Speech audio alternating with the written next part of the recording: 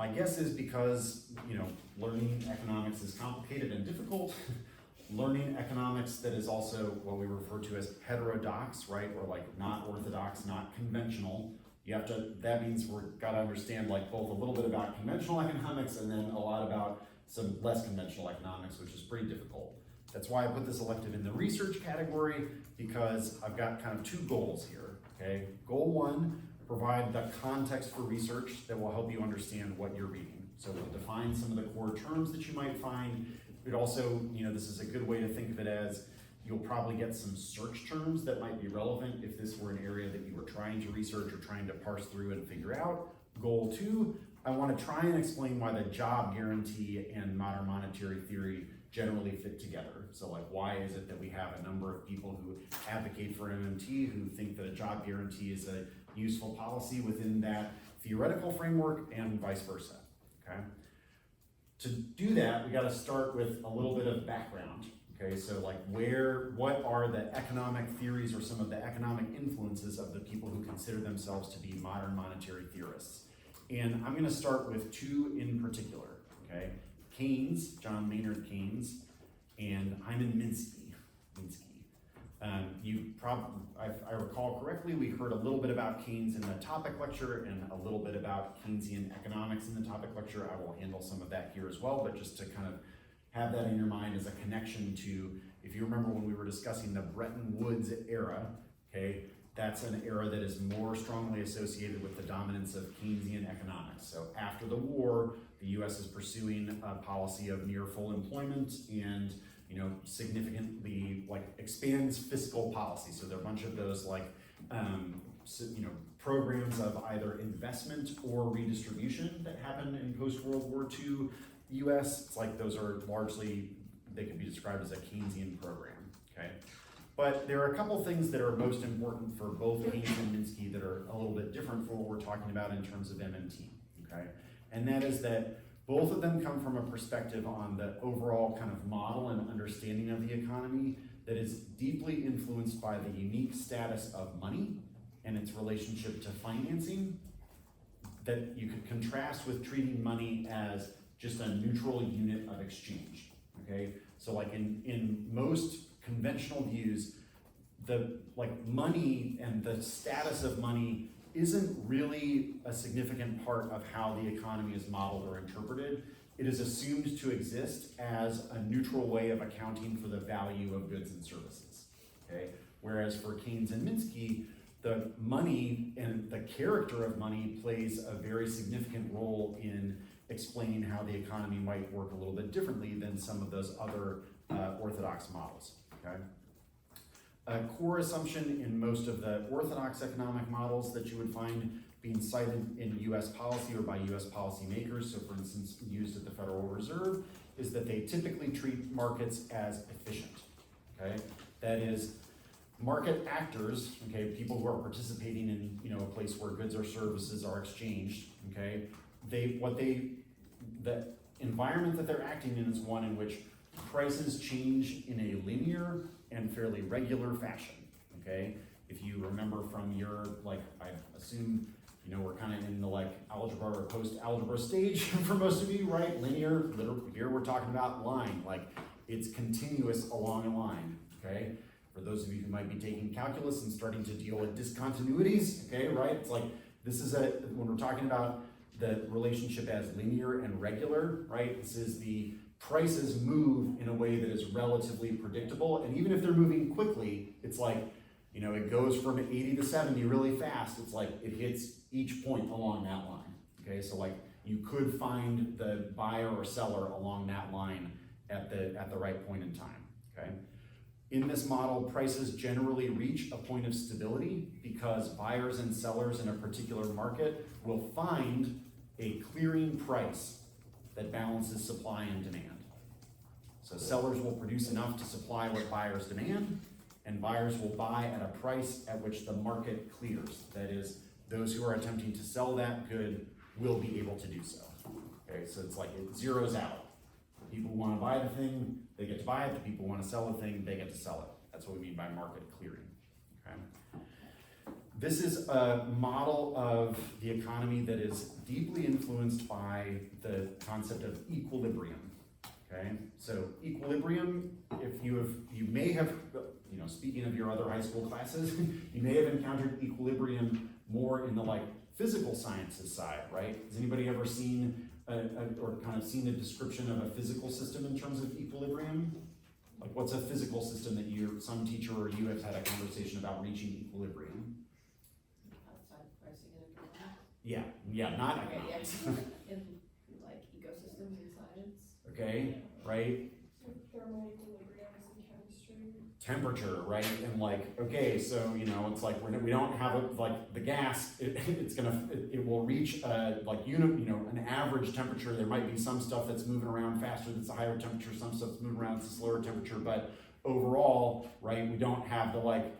This part of the gas chamber is super, super hot. This part of the gas chamber is super, super cool, and they stay that way, right? It's like the mixture produces a point of balance, okay? In the economics context, right, it's like these are economists who used a lot of physical models from the physical sciences and imported this concept of equilibrium. That is, the economy will tend to find a point of balance, right? That market clearing price is an example of a point of equilibrium. Supply meets demand. They exist in balance. Okay. Most of the MMT informed economists, they all draw from, like I said, the Keynesian and Minskian tradition, in which the economy is not assumed to operate in a way that it eventually reaches equilibrium. So like that's a core point of disagreement. Rather than generally finding equilibrium, the economy has some inherent instabilities or disequilibrium in it. And this also relates to the different ways that these traditions understand economic actors, okay? In the more orthodox models, we tend to regard economic actors as rational actors. That is, right, under a rational actor model, economic actors are making choices systematically and rationally. So they are evaluating, essentially, prospective gains and losses. And then in evaluating any particular choice, they understand whether, like, do they get prospective gains? Do they face prospective losses? They balance those out, make the decision as a result, informed by this, like, as much of a picture of the future as they can possibly have, informed by what they want. They try and make a decision that balances the, like, possible losses and gains and pursue the most rational option in trying to reach what it is that they want, okay? The Keynesian perspective in particular does not treat the economic actors as particularly rational, okay? The phrase that you often see associated with Keynes in this argument is the idea that people are animated by, quote, animal spirits, okay? That would probably be written pretty differently these days, right? It's like, it's the 30s, it's a little different, but what you really need to understand there is the idea that economic decisions, like all decision making in this perspective, are informed by instincts, emotions. Like, we're not dealing with people who are always thinking systematically about prospective gains and losses. There are biases, there's non-systematic thinking or heuristic thinking, that is shortcuts, okay? If you've ever, like, you can read in a different context if you wanted to. You could read about, like, if anybody's ever seen that book, Thinking Fast, Thinking Slow, Kahneman and Tversky. There's like a whole subset of economics that is dedicated to trying to explain how people make decisions heuristically, for the most part, rather than systematically. So we use shortcuts. We don't have all of the available information. We don't balance it out very successfully. It's informed by our emotional attachment to certain things. So in this perspective, the economic actor is not one who is, they're primarily rational, right? It's like, yeah, there's rationality in there. They're making some systematic decisions, but it is not characteristic of all of their decisions, and they are incapable, basically, of ever making decisions only in that way, okay? Second, economic actors have what is referred to in the Keynesian model as a liquidity preference, okay? That is, so liquidity, we're going to define that here. That's the ease of converting an asset into money without affecting its price. Okay? The ease of converting an asset into money without changing its price. Okay? If I have a preference for liquidity, that means that I want my assets to be things that are very easy to convert into money without changing their price. The ultimate liquid good in this situation is money, because I don't have to change anything into anything else if I already have money, okay? Money is the most liquid asset in this model, okay? If you want an idea, like if you want a point of contrast, okay, like think of a giant factory, right? Like General Motors has a giant factory somewhere, outside Detroit, okay?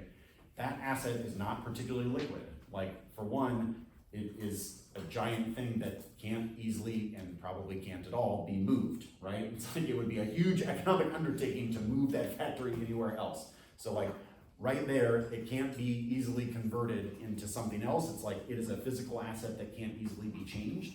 And it's relatively illiquid in comparison to money, because in order to convert it into money, some other person has to decide how much that factory is worth, right? Like, see DKP's topic lecture regarding then we gotta know how many cars the factory produces and how fast, how much does the labor cost to use the machines that are in the factory, right? Creating a price for that very large factory just in and of itself is actually pretty complicated, right? And then, even if we've got a price, agreeing on a price is also even more complicated, right? Because it is not the case that if I just went outside that I'd be like, hey, anybody want to buy a factory? Making a market for my asset is now fairly difficult. Whereas the money, right, it's it is legal tender, it's a final means of settlement. We actually are required to take money from one another in these transactions, and we are required to agree about its value, okay?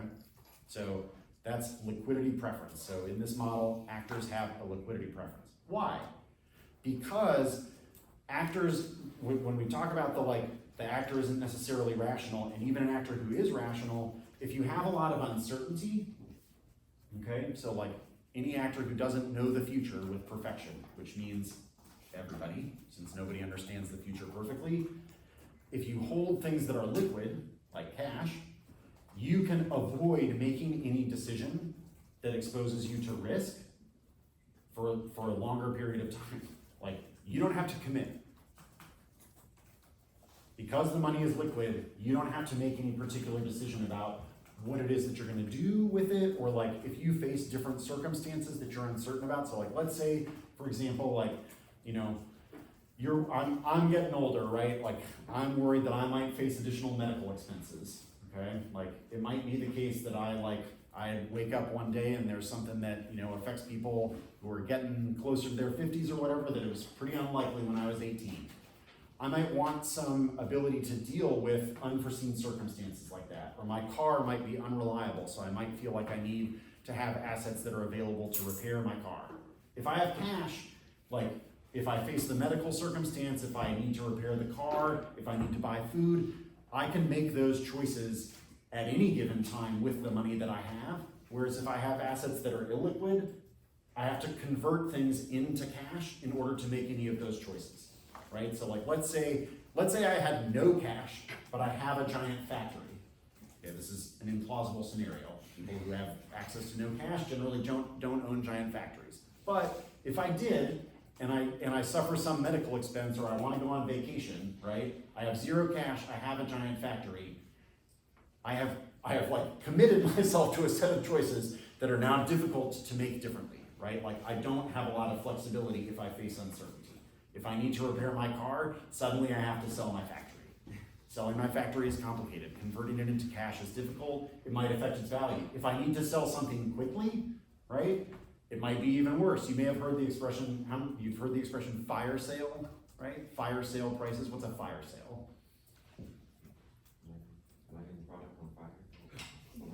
No, not actually. It's a metaphor, right? It's fire. Yeah, right. Basically crashing and burning, so you have to get rid of it. You got to get rid of it quickly, right? And the analogy here is okay, I've got a bunch of furniture that's worth a lot of money, but it's in a house that's about to burn down. I'm selling you all of this furniture. What is the price that you are likely to accept for furniture that is in a burning building? It's pretty low, right?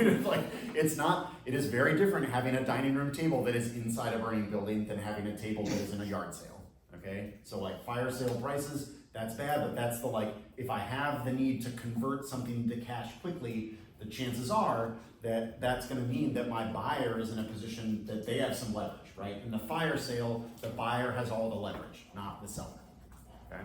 So if I have a liquidity preference, that's in part because I don't wanna end up in that situation where it's like, oh my God, I face fire sale style dilemmas. I have a bunch of assets, but to convert them into cash to deal with these other circumstances is really, really hard for me to do, and chances are that the value of the assets that I have will go down. Okay? And this is related, you see how that's also related to like the instinct emotion piece of like, that if people fear loss, this is like loss aversion, if people fear loss more than they, value gains, that's in part because maybe that like fear component is like, I would rather be relatively certain that I'm gonna be okay than potentially have a like, oh, I could win Powerball, so like, great, okay? Like the balance of those things is different, okay? In this circumstance, okay, if this is our overall model of the circumstances that economic actors face and some of their preferences, what this means is there are a lot of situations where individual actors might make choices in favor of liquidity, even that the overall possible like gains from economic activity would be better if everybody invested, right? So like if we talked about this in terms of upfront costs and like eventual gains in some of the topic lectures, right? Like, okay, I've got a lot of money that I could invest to build a factory that makes a lot of cars. I'm gonna sell those cars at a profit, and eventually I will get an additional return on my investment, and I will benefit economically, and I will have produced a bunch of cars that people wanted, right? People buy those cars, I get the profit, they get the cars, everybody is better off. In a circumstance where lots of people have a preference for liquidity and avoiding risk, investment exposes people to risk. You have locked in your choices, and you won't see the gains for those choices in many circumstances until much later. Okay? Meaning, investment is not a like, quote, natural or equilibrium style outcome of economic activity. It is not the case that the economy will just generally run in a way where investment is guaranteed to occur, because it obviously has long-term benefits. If these preferences exist, long-term benefits and incentives to invest might not exist, okay? Are we okay so far? In this model, right, the money portion and the liquidity preference means that the type of assets that I want to hold are biased in favor of liquidity, okay?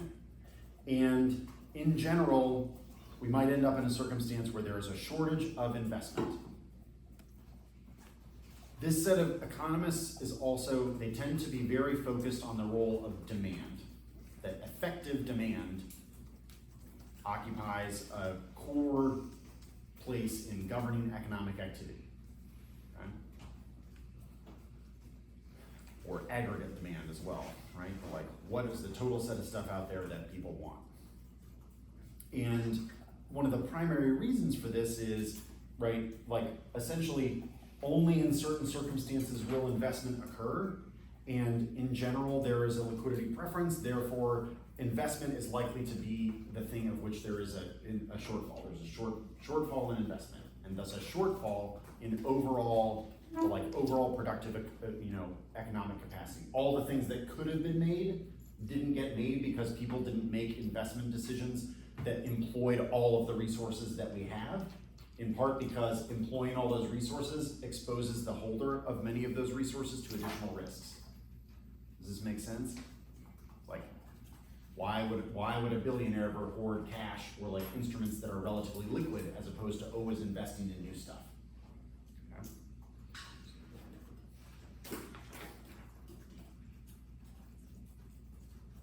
I mentioned that in this model, money is not a neutral unit of account.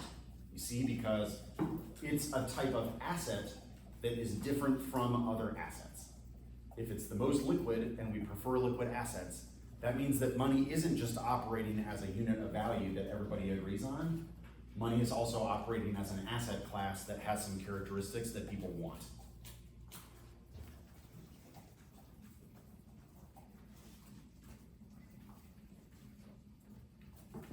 Now we get to a pretty thorny area, which is we've been talking about money. We've said that it's not a neutral thing. It's got these characteristics that people want. But what is it? Okay? This is the okay, we've got modern monetary theory. This is the monetary part. Like, there are some core disagreements about what money is, okay, and the characteristics that it has. So, there are kind of two major accounts that you would read about in terms of what money is between this, these different economic pictures, okay? You have the people who fall in a category, and these are also arguments about the history of money, so where did it come from? You have the metalists and the chartalists.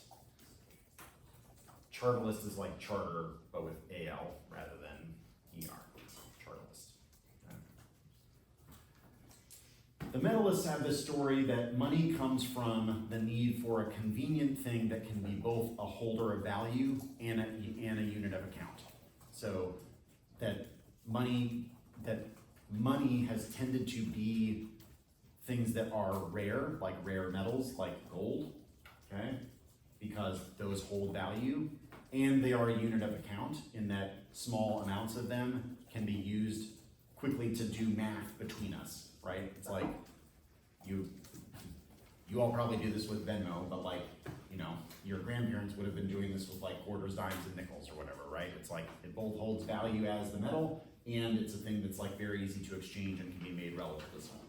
Okay, that's the very basic version of the metal story. The chartalist story is that money is valuable because it is the thing in which you can pay taxes.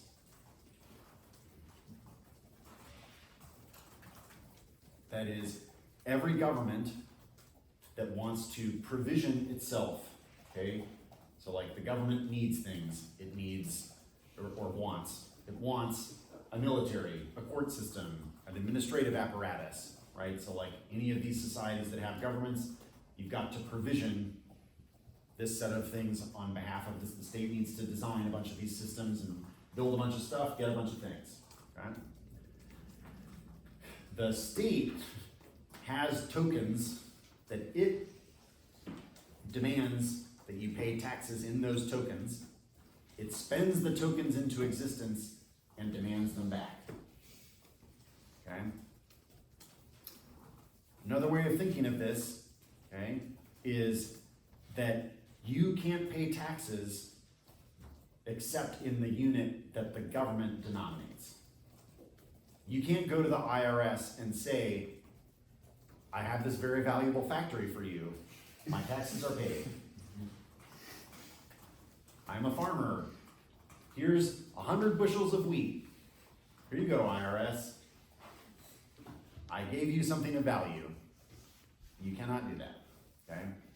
The IRS demands dollars. You have to be paid in the tokens that the state issues. And this is where we get to one of the core principles of how these different theories understand what's going on with money and where it comes from, okay? In the non-MMT case, okay, essentially all, the government and all economic actors are treated as currency users. The MMT people believe that everybody is modeling all of these economic actors as currency users. The government may issue currency, but it uses currency as well.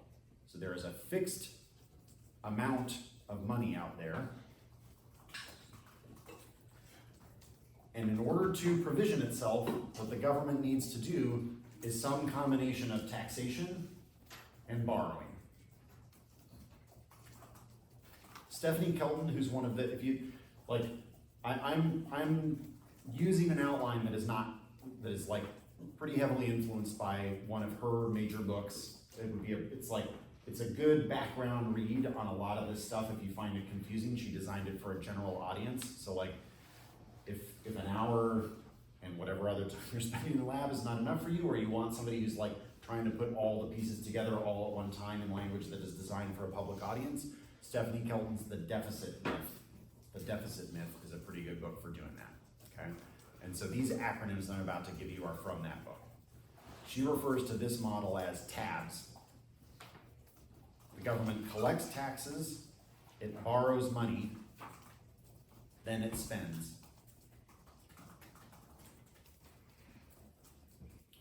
And I will point out that one of the reasons that, like, even the MMT people would agree that this model of what the government is doing, it feels intuitive because it is what we have to do.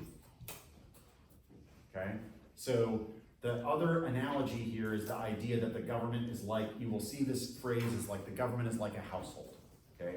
The household is like one of the basic units of economics. Okay? The household is trying to provision itself. Okay? Or like, you're at DDI, you've got a certain amount of money on your meal card, you might have a certain amount of money in your wallet or in your Venmo account or whatever, okay?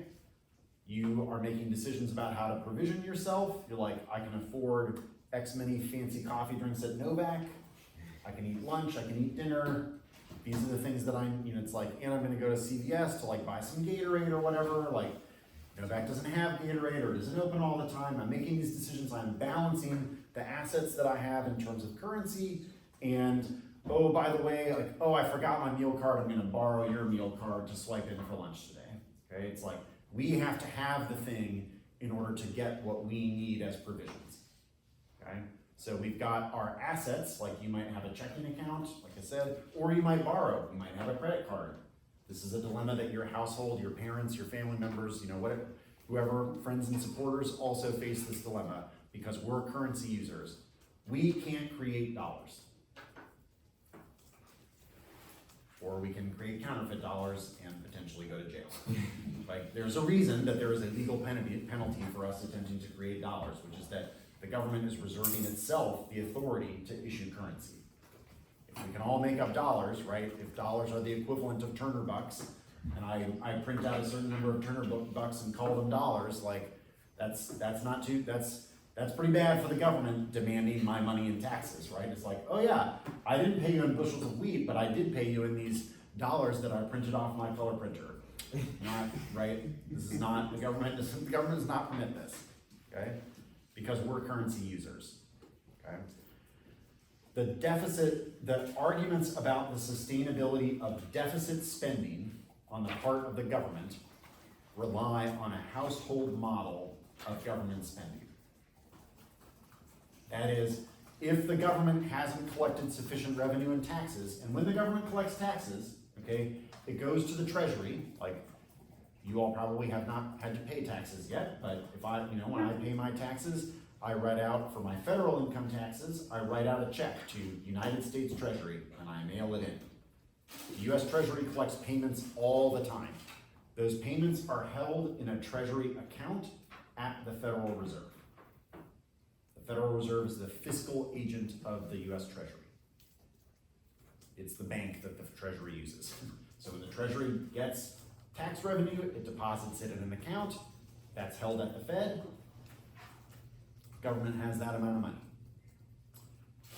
If insufficient revenues are collected in taxes in order to pay for all of the things, so Congress has the power of the purse. Congress says we're going to spend, like, let's say Congress wants to spend money to buy a bunch of fighters from Lockheed, right? It's like the Air Force needs additional fighter jets. We're going to go buy them. Congress passes a bill that authorizes a certain amount of spending.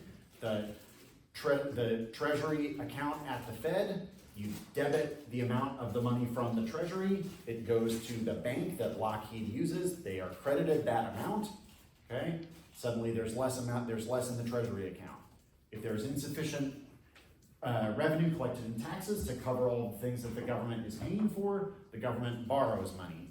The government borrows money by getting loans. Those loans are referred to in this context as Treasury bonds.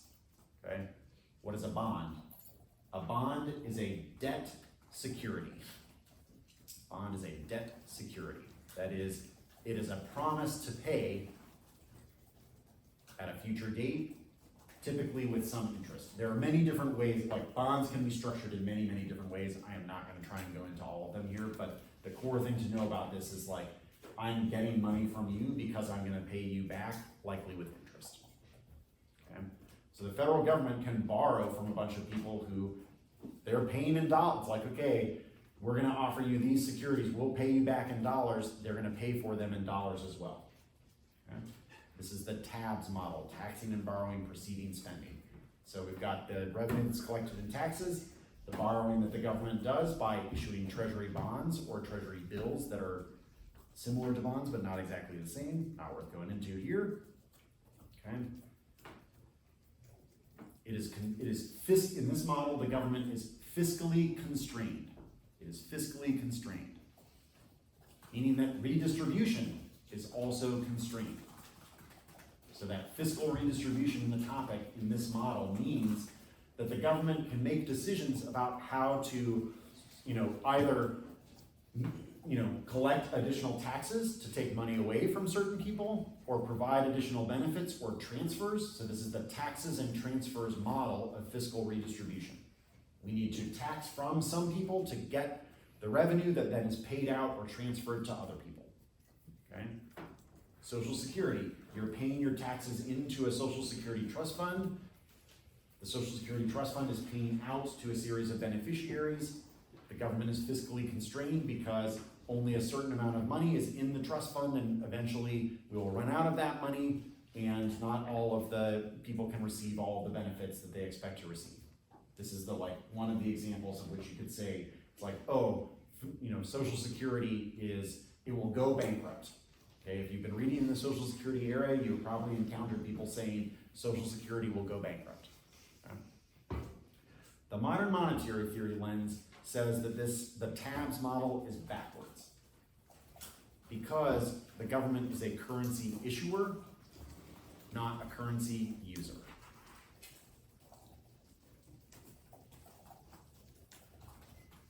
The government spends money into existence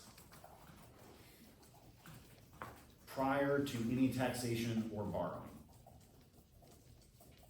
In this model, borrowing is a policy choice, not a requirement. The government, as the currency issue, cannot run out of dollars.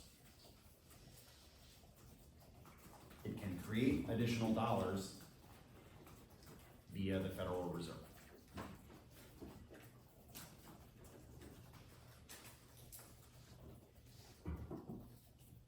As the currency issuer, not right now, keep in mind, okay, I want to point out, because I think sometimes there's this impression that it's like, okay, the MMT people, you can't run out of money, so what they're saying is that eventually we will end up in some sort of circumstance where it's like there's more and more money, there's an infinite amount of money, and everything is just settled because we have infinite money. That is not what this argument is about. It is not an argument about infinite money.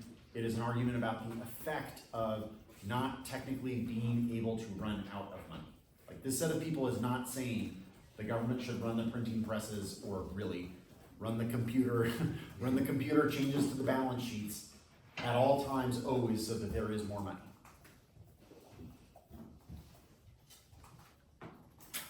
What they are saying is the power that a currency issuer has changes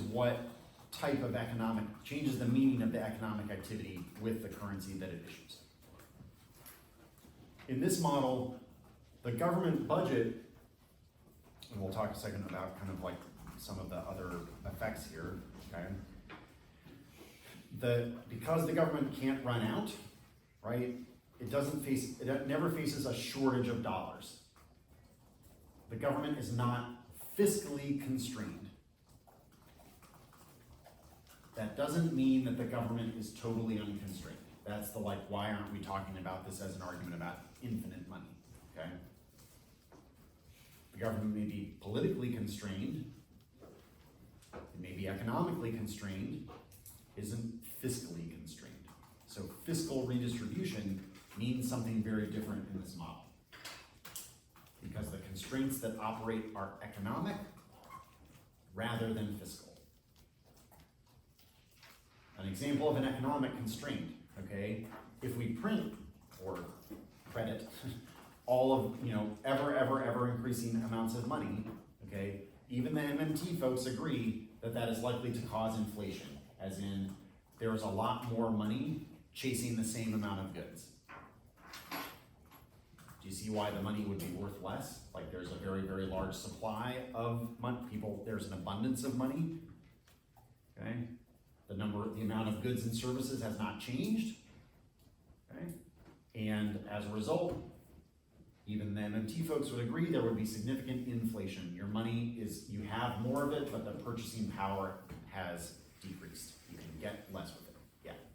So if both like non-MMT and the MMT economists like agree that there is inflation, I'm a little confused with like what exactly are the fiscal constraints? Like is that just physically printing money? What's the distinction? Fiscal constraint is that, so like if you believe that spending follows from taxing and borrowing, that means you have to do either of those things before you could spend. Oh, okay, so it's like the mechanism for how the government is able to produce that money? I must either tax or borrow, then the government has money. So it is, for instance, in this case, then it is constrained by the amount of taxes that it collects, as well as the amount of the number of people who are willing to loan money to the government. Okay, so like the non-MMT people think you need the deficit spending or taxing whatever, and the MMT people are like, we can do whatever, we'll just deal with the economic consequences and the other consequences. In the first model, okay, if I keep borrowing lots of money, okay, eventually there may not be any people who are willing to loan money to me. Me here being the government. People will be unwilling to buy U.S. Treasury bonds. In part because this is if you've seen cards about the theory of escalating deficits creating a problem, a big part of that is the government will face increased costs from borrowing, because if you believe that the government is much less likely to pay you back, right? Then what are you going to demand from the government? More interest, right? It's like you are a riskier and riskier borrower, so we're going to demand more and more interest from you as a result because we think that you are riskier. Okay? So that's fiscally constrained. That's are people willing to borrow, and or are we collecting enough taxes? We think about that is, and this is a way of thinking about the government budget, right? The people who believe that deficits pose a significant problem, it is in large part because it's it should operate as a constraint. Eventually we will reach this point where there will not be enough people who are willing to loan the government money, and literally the government will run out of, you see how that is a problem of running out of money. It's there's no money left in the coffers, nobody is willing to give us anymore, okay? MMT is no, we'll never. The fiscal constraint doesn't exist because the government is the currency issuer. So it's constrained in other ways, like that economic constraint of just what are the total amount of resources out there that can be employed. That is an economic constraint. The government can issue currency, it can't issue timber. The government cannot issue fishes, right? We can't create it out of nothing.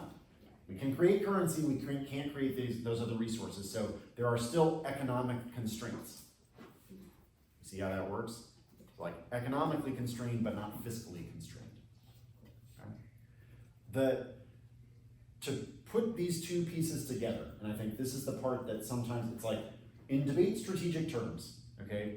The part that I talked about at the beginning, that is the background about how we think about the economy, that part is roughly the harms or the advantage arguments, which I'll go into in a little bit more detail in a minute here, but those are basically the harms or the advantage arguments. The money part about not being fiscally constrained, that's the solvency mechanism. Or more, potentially most importantly, the solvency deficit for the actors that cannot issue currency. So we're all wrapping back around to the fact that it's the states aren't currency issuers, therefore if we need to issue currency and the states can't do it, that's a pretty important solvency deficit for the state's counterplan that gives us a good strategy versus a generic. Putting these two ideas together in your head, this is the part where we're kind of get to why this set of people believes and tends to link up with the advocacy for a job guarantee. Okay? So, the harm. I didn't go much into the harm, it was just sort of this stuff that's there may be underinvestment right? Or there may be underutilization of economic capacity, okay?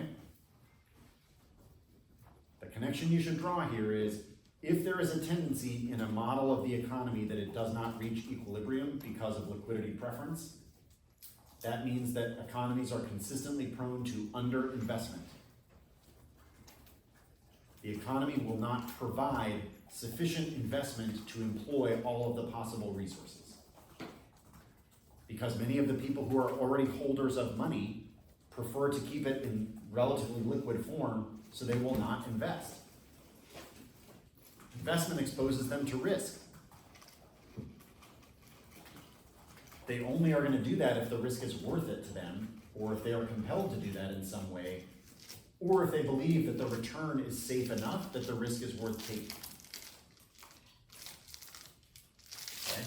But do you see how it's like, if that's your model, if your picture of the economy is one that it's like, it is usually prone to underinvestment, and so underutilizing its capacity, that means that the economic constraint that is the major constraint under the vision of MMT, it's like that space is much wider than is usually assumed.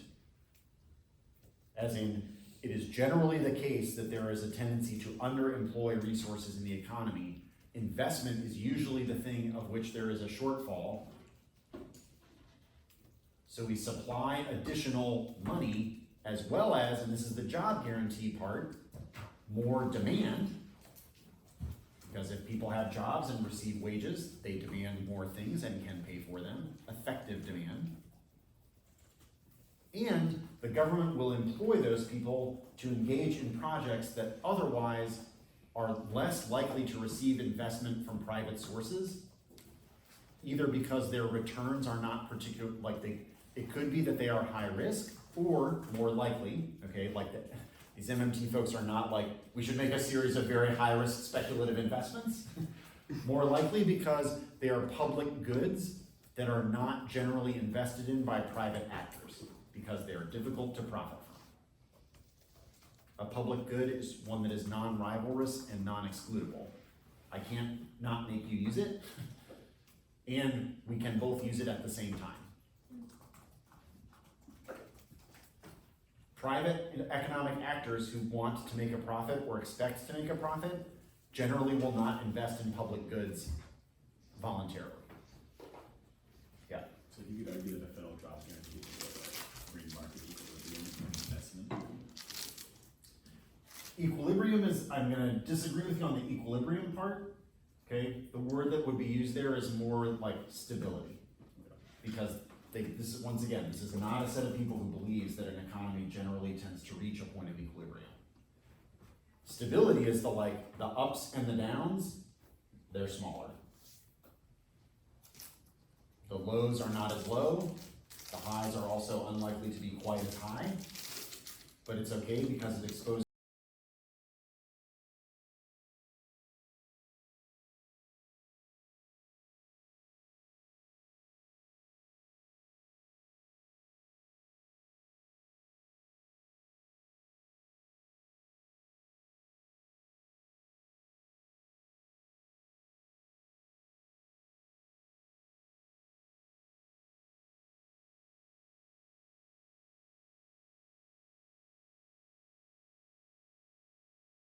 wage.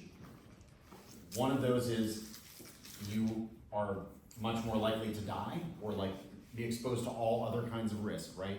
You may not have a home, you might not have transportation, all of the risks that come with impoverishment. The focus is on making sure that that set of people is exposed to significantly less risk, that they are more likely to survive, that they're more likely to thrive. This is also why this is a set of people who tend to prioritize more egalitarian outcomes. It's like, what is more, this is your inequality advantage. We want our economy to have a greater degree of equality, okay? So I hope, I want to walk through a couple of those pieces again, because it's a little bit complicated. But do you see how it's like, if you believe that the economy tends to undersupply investment, particularly in public goods, right? And tends to operate under capacity because people don't make investment decisions, it exposes them They will only make investment decisions where returns are significantly likely and where they are exposed to less risk, right? Profits are harder to make in a lot of areas where you are provisioning public goods, okay? So like, it is not one example of this, it is not profitable to build a public park, right? Like, how many of you have enjoyed going to a public park in your town? Or like, you know, like, oh, I went swimming there as, you know, like, I was gonna say as a kid, you all still probably, whatever, sorry. Oops, rhetorical slip, but like, you enjoy public services, right?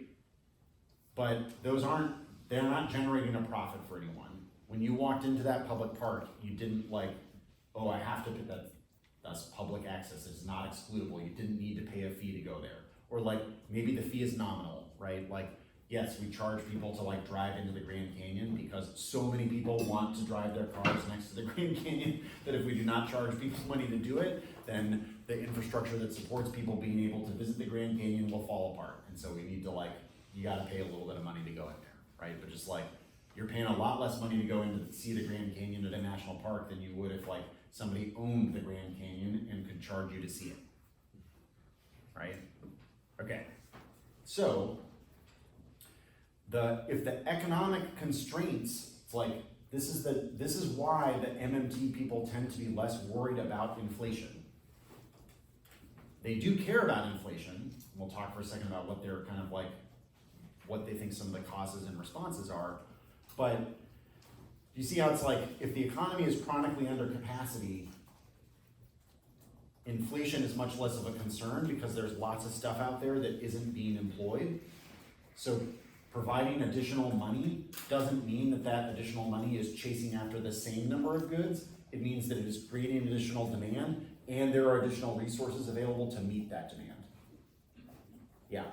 I'm just a little bit confused as to what you were getting at with like the public parks example, because isn't investments in like public infrastructure beneficial to the economy because of like the jobs and stuff it provides? Absolutely.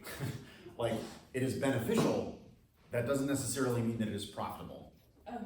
right? Like, beneficial, different than profitable. Okay. This is the whole point, is that like, we haven't aligned, markets have a difficult time aligning incentives with all of those things that from this perspective, ought to be valued, or like have value. Yeah. When would a government issue taxes and when would a government issue bonds? The short answer is that is outside the scope of this elective.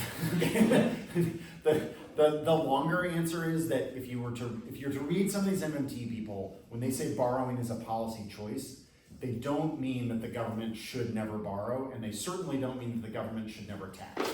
What they mean is the government doesn't need to tax in order to spend. So the phrase that they will use here is like, the government doesn't need to be Robin Hood. You don't need to rob from the rich to transfer to the poor. Now, there are plenty of reasons that the MMT people support taxation.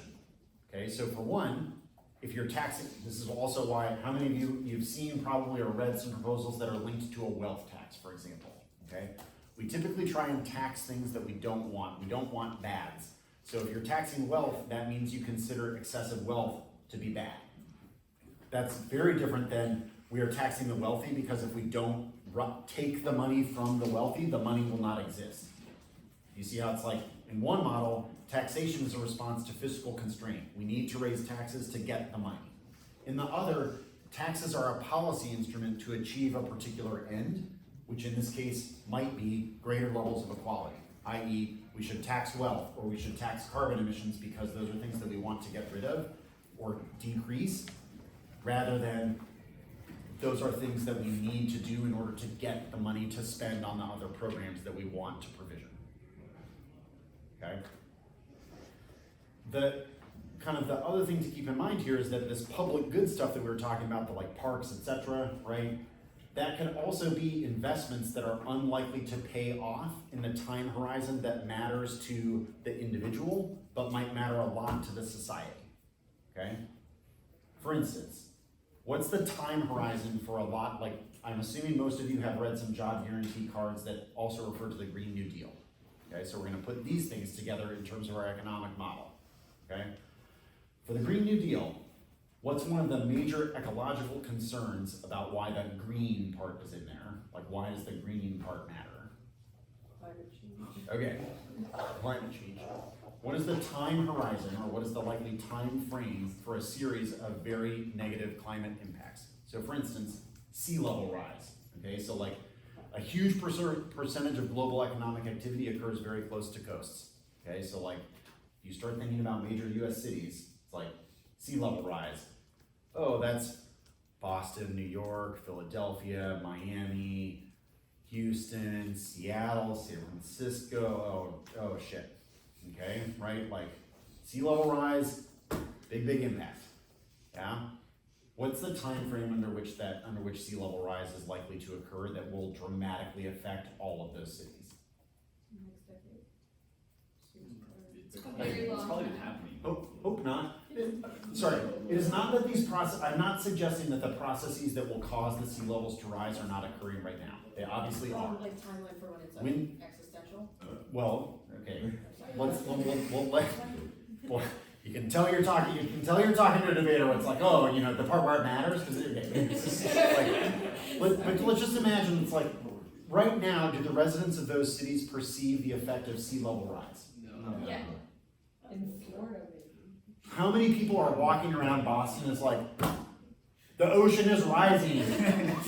No. Need to have a fire sale on this set of commercial buildings, right? Like, the ocean is here, they're underwater, we gotta sell these assets right now. It's like the peak of Florida. But, okay, like, maybe some people in Florida, okay, maybe, which, you know, I mean, that's a little scary, but for the most part, this set of perceptions, and like, let's say for instance that you own a home, you're a retired person who lives in Florida, you're 75 years old, will Miami be underwater before you're dead? For your retirement and your economic planning, does it matter that Miami will be underwater in, and I'm gonna put the time horizon at like 50 to 70 years. So like, are you gonna live to 140? Probably not. It's a good, you're betting, you're on the right side of that bet if you're betting that you're not gonna live to be 140, right? Okay, so if huge portions of the savings in this country are in either pension funds, okay, or like other large pools of investment that are intended to benefit people who they have those accumulated savings in large part probably because they either inherited them or they created them through the job that they worked in. Point being, they are likely either old or represent an entrenched interest, okay? How much does it matter to them that this set of economic effects will occur in 50 years? Like, from a purely self-interested perspective, it really doesn't matter. They do not, another way of phrasing this is, their investment decisions are unlikely to be affected by things that are occurring on a time horizon that is that far out. Same thing with the investment decisions of most public companies in the United States. They have to they have to maximize shareholder value, right? So that their shareholders, if you own equity in a company, okay, so like Tesla, Apple, etc., if you own Apple stock, Apple has a legal duty to, you know, basically maximize the returns that it provides to its shareholders. Is the time horizon from Apple's perspective, okay, when it presents an economic plan to its shareholders, do those shareholders have more confidence in Apple's ability to plan around the kind of consumer demand and different market effects over the course of the next year or the next 50 years? Okay, so in order to present a plan that maximizes shareholder value, Apple needs to be planning on a time horizon that is like maybe quarterly, yearly, or like 5 to 10 years if we're talking on the outside. No Apple CEO, like, can you imagine if instead of announcing the next year's iPod, like Tim Cook walks out on the Apple stage and is like, climate change, folks, like, Apple needs to adjust. In 100 years, all of our cities are gonna be underwater. We are designing a plan for the iCity. It will generate returns for you over the next 100 years. You're welcome. Apple shareholders are not gonna react to this plan as like, oh great, in 100 years when I'm dead, my Apple stock will be worth more. That's not the way this is working. So it's not just that underinvestment tends to occur, it's that underinvestment will also tend to occur in those areas where investments have a very long time horizon. In order to pay off a bunch of the stuff that we need to do for the Green New Deal, it will only pay off over the long term. It is very, very important over the long term, but it is near zero important over the short term to individually interested economic actors. So they are unlikely to provide it. So the government needs to direct investment. This is the job guarantee part is all, it's about demand, and then it's also about what the government employs people to do. If it employs people to transition to a green economy, that means that the government is provisioning for goods and services that are potentially very valuable, i.e. existential, over a long period of time, but are unlikely to be invested in over the short time frame horizon of most private investors who are seeking profitable returns. This is your AT crowd out DA. Public activity does not crowd out private investment, in part because public investment will be directed at projects that generally aren't invested in by the private sector, is part of the thesis here. Okay. A couple other phrases or terms that I want to add that just I won't quite have time to fill in, but just I want to talk a little bit about. Okay. One is that this set of people believes that they are constructing an economic model that is built around balance sheets. A balance sheet model. Okay. As in, a balance sheet has roughly, at its most abstract, two categories: assets and liabilities. Assets is what you have that's worth stuff. Liabilities, what your obligations to others to pay. Okay, those two categories, we got them? Okay. They want, in this world, the fact that, the balance sheet view of the economy, the quick way to summarize this is somebody's asset must be somebody else's liability. Somebody's liability must be somebody else's asset. The deficit. What is that from the deficit, which, it's that's a set of funds that the government has borrowed, which has created what instrument? How did the government borrow back in that? Bonds, treasury bonds, okay, which mature over time and pay interest, yeah? From the government's perspective, is that a liability? Yes, yes, it is a liability. It is a promise to pay. Is the government making money off of the interest? No, the government has to pay interest to the people who hold the bonds. The interest is somebody's. So it is their liability. What does that mean from this perspective? It is somebody else's asset. So which part, whether or not it is in, where it appears on the government, is it on the government's balance sheet or the private sector, is not, for this set of people, that is a feature of accounting, not a feature of essentially whether or not the thing is an asset. So in this situation, the government borrowing is a policy choice. It is creating an asset class for others to hold interest-bearing dollars. Okay.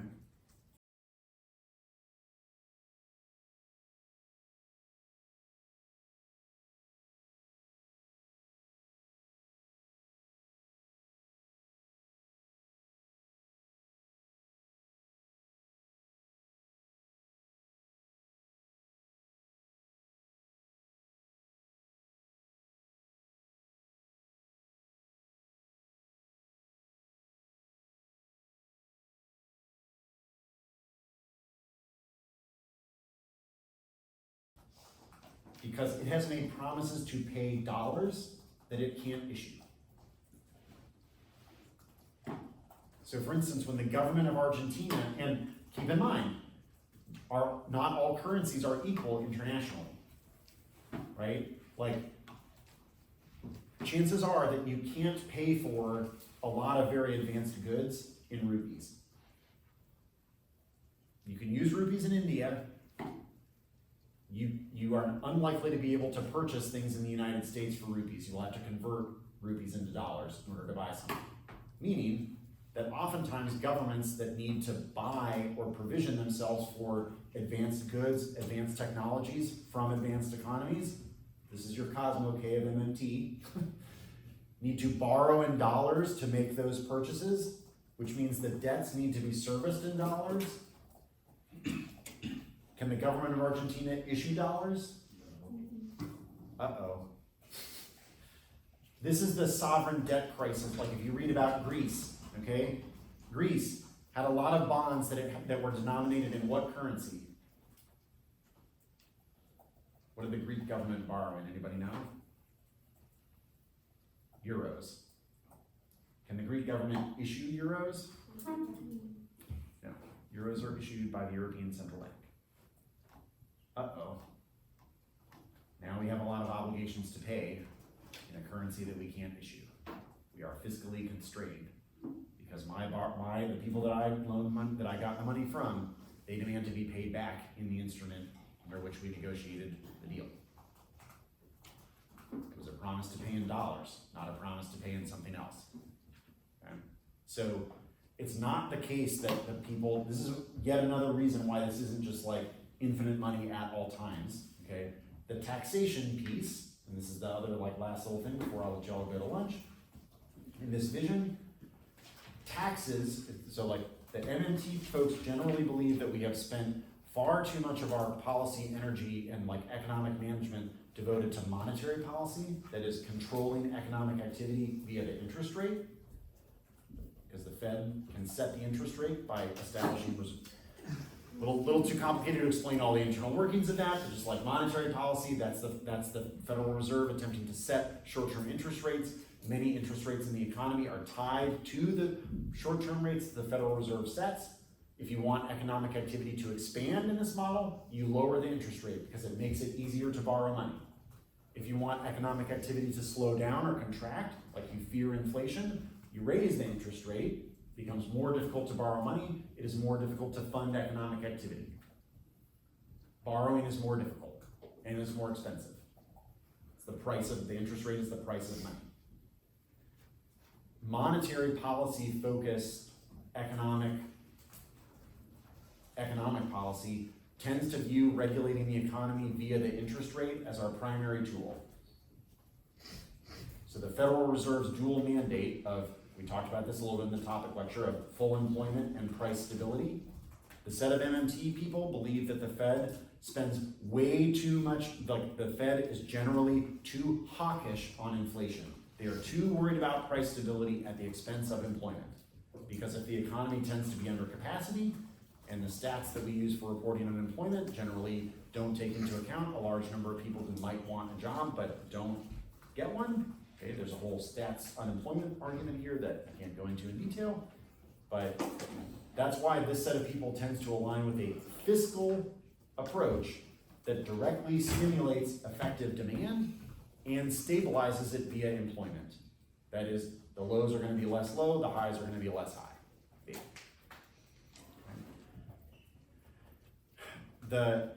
Instead of interest rates, part of the way that MMT would describe how you so like this inflation thing, that's a problem, right? We can't just print our way out of every problem. We are not fiscally constrained, but we are economically constrained. If the economy is running at full capacity and you keep providing more and more dollars, you will run into an inflation problem, okay? So this is not the idea that inflation does not matter. It is that we have spent too much time policing inflation too tightly. The solution to inflation in the MMT model is largely taxation, because taxation takes money out. It destroys the money by taking it back in to the government. Because the government is the issuer, taxation, remitting your money to the government, is not the thing that is funding the spending. It is decreasing the size of the private sector in the economy. You're taking money out of it.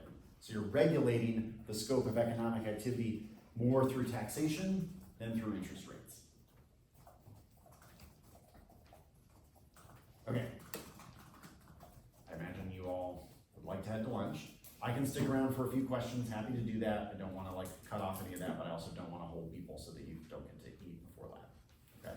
So you're welcome to stick around and ask some questions. You're also welcome to leave. Thanks all.